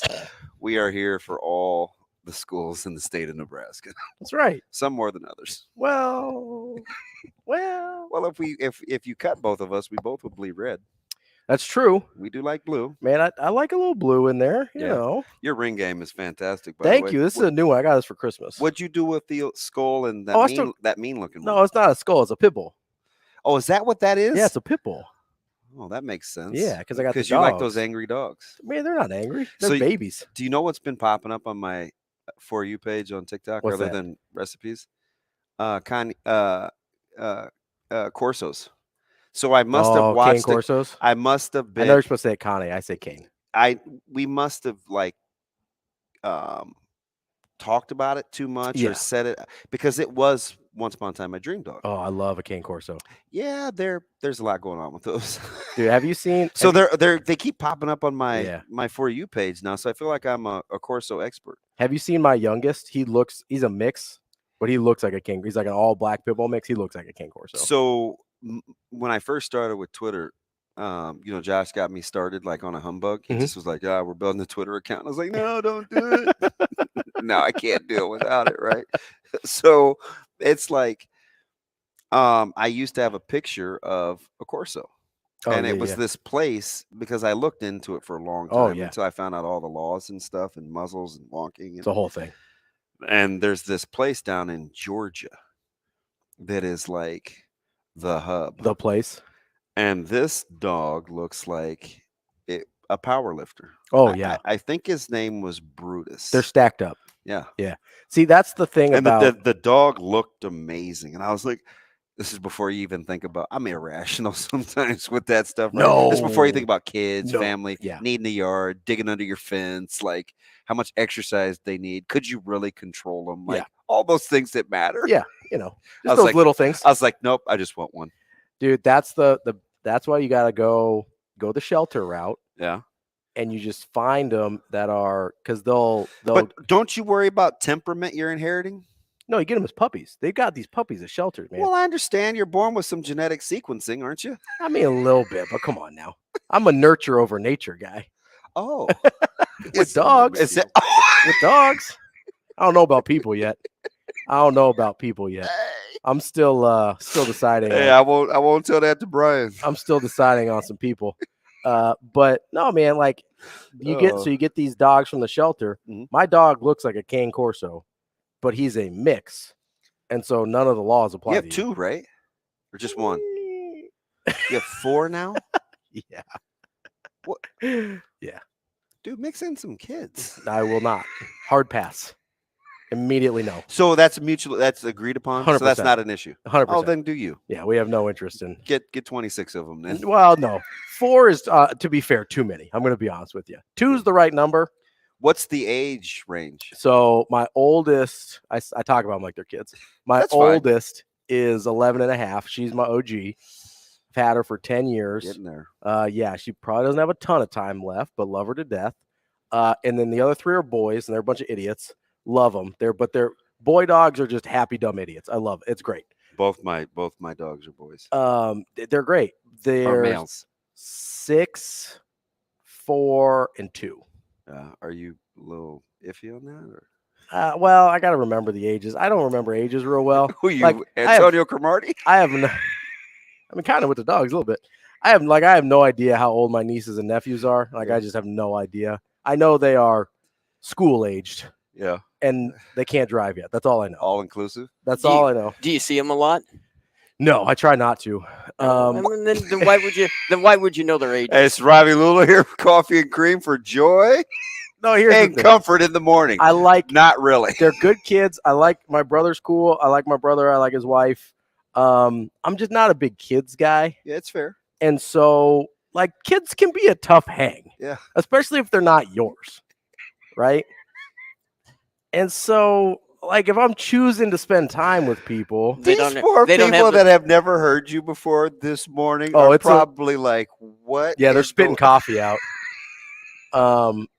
But no, I mean, kids can be like, if you're Sauter's over there just shaking his head. And when you get Sauter to shake his head, you probably said some crazy things. I mean, if I'm choosing to spend time with people, we've hung out before. You know, I'm like you. I'm a little choosy. Yeah, for sure. And listen, kids do not make the cut. But low maintenance, though. I'm low maintenance. I was a little surprised. Really? You talked a lot less out. Sure. Than Like we would just if it was you and me, because we were in a group. Yeah. And a lot of those were your dudes. So I wasn't trying to like steal your time or whatever. Well, there was only one in particular. Well, yeah.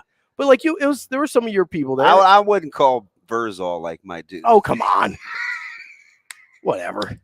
Nobody buys that. Just happened to be his establishment. Nobody buys now, it. Will Height, that was my dude. Yeah, but if you're like hanging out, if I'm in a group, and like I'm not gonna like steal somebody's time. Yeah, that was cool. If they're hanging out, if it was like you and me hanging out, it'd be like this. We'd be talking about it would literally just be like this, right? Couple minutes. But I try and be respectful of other people's time, and I'm just chill. He said kids are a tough hang. No, dude, they are. Kids are a tough hang. And so, what I do, I buy their affection. I buy them like one really, because I don't know when their birthdays are. So I buy them one really nice Christmas present a year. Like I bought them a basketball hoop this year. Not like a Fisher Price, like a whole ass basketball hoop. Are you listening to this? See, right? See, I hacked it, right? So here's the thing. No, here's what I do. So when I go hang out with my brother, I go about 15 minutes before bedtime. Yeah. So that they see me, they're thrilled to death, and I don't have to hang out with them for more than about 15 minutes. And then me and my brother go hang and do whatever. And then I buy them one really nice present on Christmas, because that way I don't have to remember birthdays. And they are thrilled to death about it. Oh, and then here's the best part. If I ever show up to anything, they lose their minds. They're so excited to see Uncle they Robbie. Only get you in small doses. Because they love me, but I don't oversaturate the market. Because you're like, nobody wants to be around me for that long. Well, I'm gonna give you small doses. Some people do. Shout out to my wife, the second one. But but I don't want to be around kids that much. And it's not anything with the kids. It's like all kids. I'm an equal opportunity, do not want to hang out. Should we put that on a t-shirt? I'm out on kids. Kids are a tough hang. With Ravi quotes. Hey, shout out to my wife, the second one. Who says that? Another one.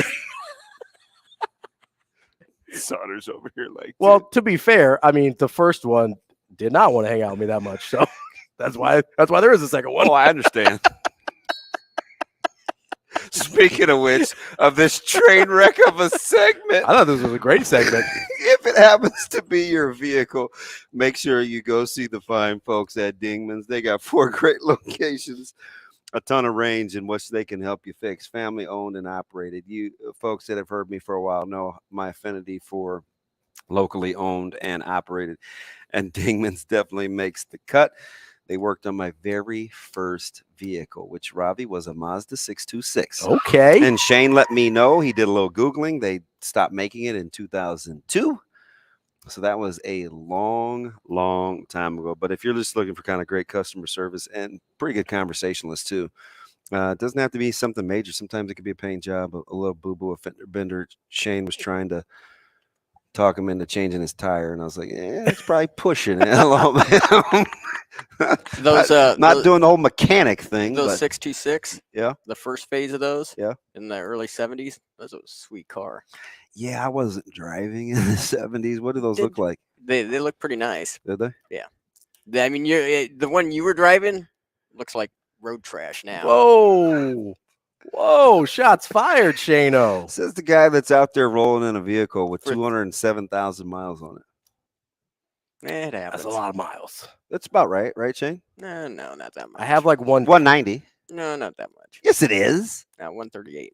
38? Yeah, 138. Oh, that's not bad. It's pretty good, actually. I got like 27,000. It's not good. I got to get a new one. Yeah, so go see the fine folks at Dingman's. Oh my goodness, Ravi. My text messages. Yeah, it's almost like people have never heard us do shows together over the last X amount of years. It's been a minute. Did you guys forget he's nuts? That's not new. I don't know about nuts. I prefer eccentric. Speaking of which, the guy that wears 2834s covers high school sports better than anybody, who is trying not to be taken down on a mat in less than a minute, is Michael Jerome Sautter. He's Jerome today, by the way. Coming up next on Coffee and Cream in the Morning.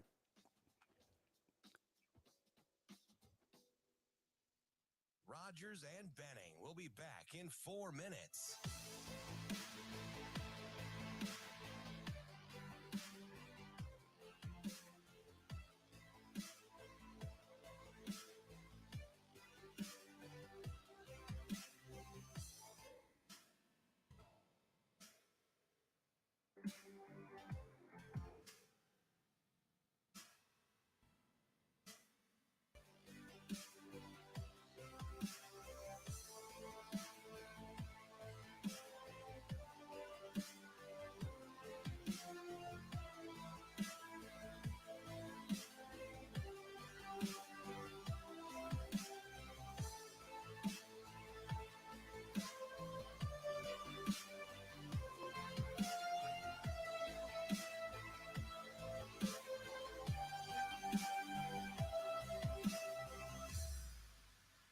Rogers and Benning will be back in 3 minutes.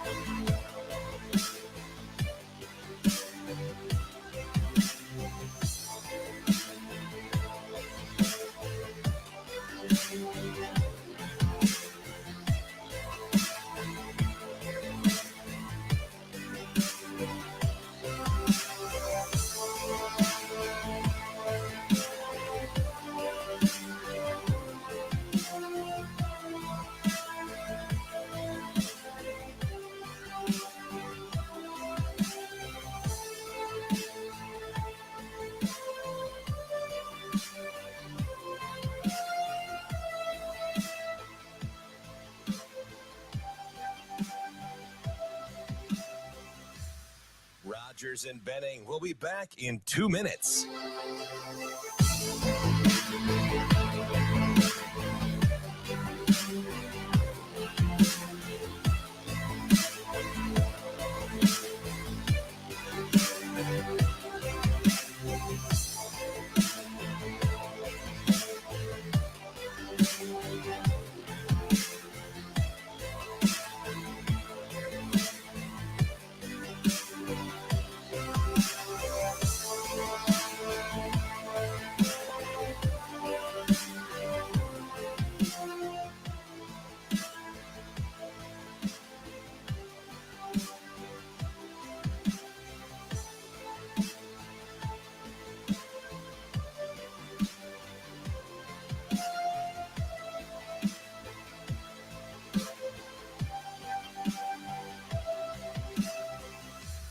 Rogers and Benning will be back in 1 minute.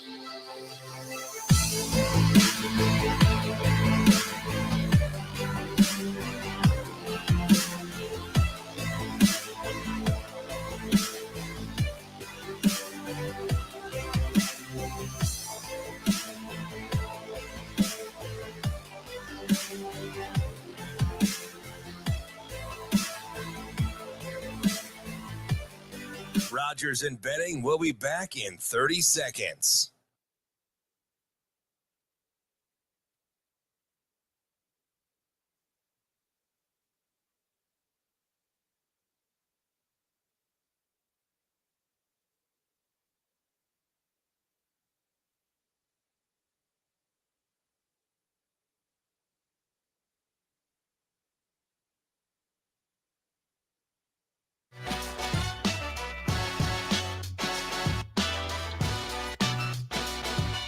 Coffee and Cream with Rogers and Benning on Hail Varsity Radio. This segment with Mike Sautter is presented by Awaken Men's Health. Oh, yeah, no doubt, no doubt. Mike Sautter. I would agree, Damon. Mike Sautter. Yeah.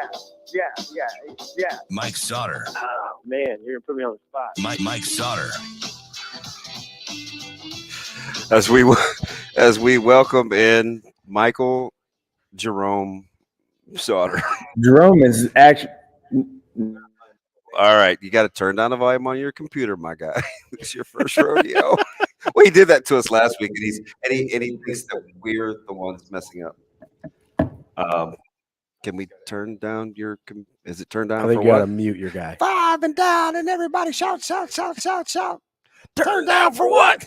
Are you good now? I think we're good.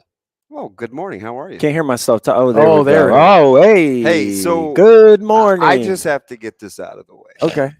Right, because everybody apparently on social media, they're unfamiliar with my work. But this is what happens when you and I get together. It's it doesn't true. matter. I mean, this is just how we talk to one another because, it's just what it is. Just who we are. Right? Like, and Sautter is in the corner. Now, mind you, happily married with 2 little cutie pies at home, minding his own business.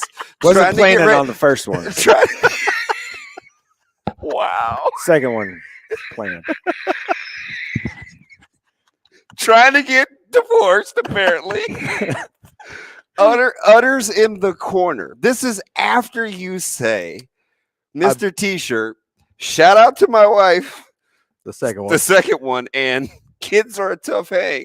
But what he responded to was, The buying of affection. I buy my nieces and nephews affection. So, Sautter, if you're watching on the stream, just succinctly shrugs and is like, I do the same thing. He said, I do that with my own kids. Yeah. Nothing wrong with it. I mean, not every day. Just most of the time. Just Wednesdays and whenever my wife has to be somewhere for a very long time. Most Wednesdays, because we have early out school day. Okay. And Wednesdays we find something to do. I used to think that early out that was just unique to our district, but it's not. It's the worst. Yeah. What do you mean? More time with your kids? No. He's like, that's exactly what I mean. It's the worst. I don't mean that. Well, you a little bit mean that. Wow. It's like right in the middle of the day. And we don't do after school care stuff. So I'm the one that normally picks them up from school. I'm in the same boat when and it's it's not like, football season. Man, it just crushes your work day just stops at like 1:30. Wow. In the afternoon. And I'm like, what happened to 3:30? You know? And all these kids need to learn? Come on. Yeah. Teach them up. Oh. That's right. Teach them up. I don't know. Is that what you're supposed to say? Yeah, it's about education, right? Can you say that? Okay. Maybe I need to go to Awaken Men's Health because if you find yourself a little crabby and a little bitter, you may need what? Michael? Awaken Men's Health because they can ship medications directly to your house, or you can pick it up at your local pharmacy. It's also, symptoms of low testosterone, which I don't know if I've had any of these. Are fatigue, loss of muscle mass and strength, poor sleep, brain fog, low libido, weight gain, and more. I know that Ravi Lulla, if you've ever seen him in person, he don't have any problem with any of that. Because he's like He-Man out here. And Awaken Men's Health has 4 different locations across the state. Okay, I'm still trying to keep my job, so I just want to know, what is it about you two being with me that puts me in this sort of situation? I'm just gonna be honest. I think we bring out the real DB. This is like I'm fully entertained by. I think this is like genuine, like authentic DB. It's like this isn't radio DB. It's funny though. It's like I can't even believe some of the stuff I'm hearing. You had out of breath Brian wanting to come see you over the Niners Cowboys. He can come find out. It's fine. Ravi had a point though. 1992. It's 30 years ago. Who cares? Yeah. Wow. This is what we're like on. last year was the more Jets relevant. won 1 Super Bowl ever, and I'm still hanging on that. And I but you're not like if they were. I wasn't born, but if you got gray hair. If they were in the playoffs, you wouldn't be like, oh yeah, but back when Namath was around. Nah, I wouldn't. That's what I'm saying. That was my point. No. Like unless Michael Irvin's coming out, or Irvin's coming out and, doing his thing. Emmitt Smith out there. I don't think so. Maybe they can pan the camera to the box where Larry Allen kind of come where Jerry Jones is, and we can watch hugs and high fives. Like, was that part of the broadcast? That was weird. It's always weird. They love showing Jerry Jones. Well, they don't know who he's gonna hug or kiss. It could be that. Never mind. Speaking of Joe Namath, I mean, trying to kiss. I was just.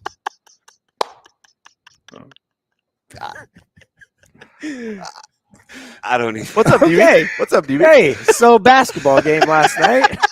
I don't even recognize what we're doing. It's a radio show. Kinda. Well, mostly. It's true. I mean, come on. I don't either, Doc. I don't either. Can we talk? First of all, can we talk about wrestling real quick? Last night. Oh, Ravi, have you seen the promo? Which promo? With Mike Sautter and Chuck Mulligan. Oh, I've seen the showdown thing, like the banner. Yeah, so who would you did you see Chuck's little workout with him doing the pull-ups? And so you were telling me about this earlier, and then I'm going to be honest, it's less about the pull-ups and more about the fact you told me that Sautter rolled his ankle in a controlled environment, just like flat floor, just chilling, walking, and rolled an ankle. Yes, he did. It's very true. It causes some questions for me about his overall current athletic state.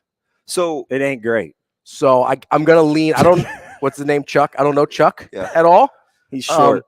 Based on short works for you in wrestling too. Leverage matters. And Mike did used to wrestle. That's fine. But if he's rolling ankles just walking down the hallway, I feel like the wrestling days were a long time ago. So it's to be taken down in less than a minute. So the only rule is that Chuck can't take me down. I don't think Chuck can take me down in a period. So 2 minutes. Okay. And I don't have to try and take him down. You just have to survive the 2 minutes. Yeah, basically, without being taken down. They're recording this at Central. Yeah. It's going to be Wednesday. fantastic. See that? The 25th, you might be able to avoid that. But if you roll your ankle on the mat without any help, that, it's just takedown right there. I suppose we should get to some high school, man. Yeah. So while we're on wrestling, there was a big not upset, but big match last night. Papillion La Vista, Durden from Papillion La Vista beat Ekdal in ultimate tiebreaker, so rode him out, which is something. And number 1 versus number 2 in their weight class and stuff like that. So that was a big matchup. They're going to be going back. They're going to be going back and forth. They went back and forth. So Ekdal beat him at Metros, and then he survived him last night. So. That's how I feel about Stewart. Tyler, with Monarchs. Like there's something about that matchup that is not easy for Ty Stewart from Omaha North. You seen that dude's tattoos from Papillion on his leg? Yeah. It's different. Not a leg tattoo guy. Anyway, go ahead. Personally. Gretna Bellevue West last night didn't shoot it well. It was a grudger. Yeah. But Gretna shows when they can control tempo, they're tough. Yeah, we've said this so much before about Gretna basketball, but Brad Feakin and Bill Hurd can really coach. Mm-hmm. And I said it last week, Coach Hurd literally calling the defense as it's happening, like in the middle of the game and switching it up and doing all that stuff. I mean, he is a wizard. And that's two good assistants too, because Coach Klein with Bellevue West. Yeah, I love Bellevue West assistant coaching staff. Really too. Coached well. I will say if I had to say complain or something, I guess, is Pekorski was killing them, right, for Gretna last night. And he had 21 points, led game high 21 in the game. And for my money, Jaden Jackson's the best on-ball defender on Bellevue West team, and I think everyone pretty much agrees. And it was either Gretna did a really good job because Bellevue West just switches everything all the time. They did and that. It was like NBA, like high ball screen, and we're going to get a switch on the big. They set it up on purpose. They did it to Westside the other night. They got Caleb off Pekorski 80% of the time. They just use the ball screen. Yeah, just so good about it. And the couple times Jackson did guard him, it worked out well. So it's just some of those things. It's just how you play. But man, neither team shot it well. It just felt real kind of clunky. And that clearly was Gretna's game plan to win against Bellevue West. You have to kind of slow the pace. We got to go rapid fire because we've only got you for a couple more minutes, unless we morning dump with you too. Gretna clearly number 2, I think at this point, more to see. Yeah, I think Gretna is clearly the 2 at this point. And then 3, 4, 5, put them in a hat. Yeah. Listen, watch this, because we heard Coach Luedtke say this earlier. More difficult to figure out 3, 4, 5 between Prep, Westside, and Millard North, or who's the best team in Lincoln? Which one's Lincoln. tougher? Yeah, the Lincoln one's the toughest. I mean, Pius now has beaten Southwest twice. Lincoln High's lost 2, 3 in a row, or 3 of their last 4, something like that, after winning the hack. Southeast is hovering around 500, and Southeast beats Lincoln High last night. It is a toss-up with anybody. North Star in there, Northeast in there. Lincoln, any given night, any one of those 6 teams, 7 teams, whatever, can beat each other. Did you have a great takeaway from Metro Wrestling? Just how dominant Millard South is. Up and down the lineup. It is unbelievable. And then I was there Tuesday to watch them duel Lincoln East, and Lincoln East is clearly, I think, the number 2 team in the state. I think people feel like maybe, Norfolk Papillion have a conversation there, and it wasn't close. Does anybody that's not wrestling at the collegiate level have better hips than Adams from Millard South? He's a phenom. The way that he can contort his body, and it's almost like he has no bones. Yeah, no, he's unbelievable in terms of what he can do with his body. Real quick, he was down. He did a cartwheel thing and reversed it, and I'm like, what is going on? Silly. kind of like this segment. Yeah. Sautter will stick around for the morning dump. We're back, Coffee and Cream.